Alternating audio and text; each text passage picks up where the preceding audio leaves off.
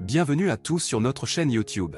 Aujourd'hui, nous allons explorer un sujet fascinant, le peuple Igorot, ses femmes au foyer et la pratique de la polygamie.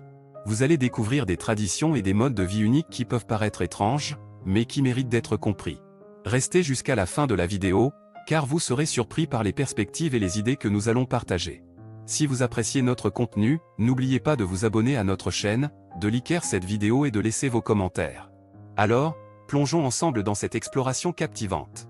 Le peuple Igorot est un groupe ethnique indigène vivant dans les montagnes du nord des Philippines. Connus pour leur riche culture et leurs traditions uniques, les Igorot sont une source d'étonnement et d'admiration. Dans cette partie de l'article, nous allons explorer le rôle des femmes au sein de la société igorote, ainsi que la pratique de la polygamie qui était autrefois courante parmi ce peuple.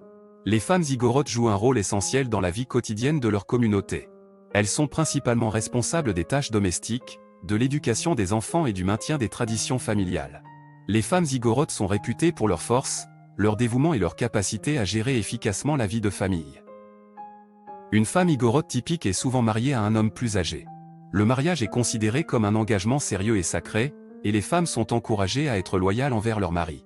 La polygamie était autrefois autorisée chez les Igorots, où un homme pouvait avoir plusieurs épouses. Cependant, cette pratique est devenue moins courante de nos jours, principalement en raison de l'influence de la société moderne et de l'évolution des valeurs familiales. La polygamie était souvent pratiquée dans le but d'assurer la prospérité et la continuité de la famille. Les hommes qui avaient les moyens d'entretenir plusieurs épouses pouvaient ainsi augmenter leur statut social et leur richesse. De plus, avoir plusieurs épouses était considéré comme un signe de virilité et de pouvoir. Cependant, la pratique de la polygamie comportait également des défis. Les femmes devaient faire preuve de patience, de compréhension et de respect mutuel envers les autres épouses de leur mari. Elles devaient également s'organiser pour gérer les tâches domestiques et partager l'attention de leur mari.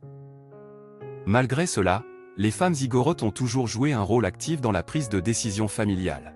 Elles étaient consultées et écoutées lorsqu'il s'agissait de questions importantes telles que les mariages, les héritages et les conflits familiaux. Leur opinion était valorisée et considérée comme cruciale pour le bien-être de la famille. Au fil du temps, la pratique de la polygamie a diminué chez les Igorots. Les influences extérieures, telles que l'éducation occidentale et l'évolution des valeurs, ont contribué à un changement de perspective sur le mariage et la monogamie. Les couples igorotes d'aujourd'hui optent souvent pour une union basée sur l'amour et le respect mutuel, plutôt que sur des considérations matérielles. En conclusion, les femmes igorotes jouent un rôle essentiel dans leur société en tant que gardiennes des traditions familiales et des valeurs culturelles. Bien que la polygamie ait été pratiquée par le passé, elle a diminué au fil du temps, laissant place à des mariages basés sur l'amour et le respect mutuel. Les femmes igorotes continuent de prospérer et de contribuer au bien-être de leur communauté, en apportant leur force, leur sagesse et leur dévouement à la vie de famille.